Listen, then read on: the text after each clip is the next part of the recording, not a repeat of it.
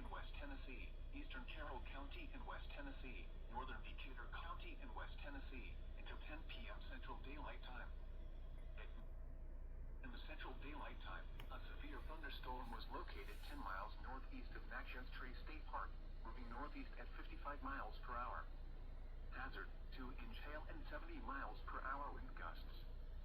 Source, radar indicated.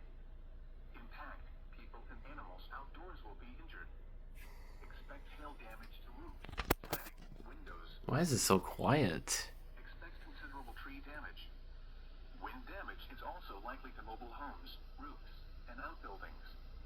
Locations impacted include Westport, Hollow Rock, Camden, Nathan Bedford Forest State Park, Dollar, Jeanette, I-40 near the Tennessee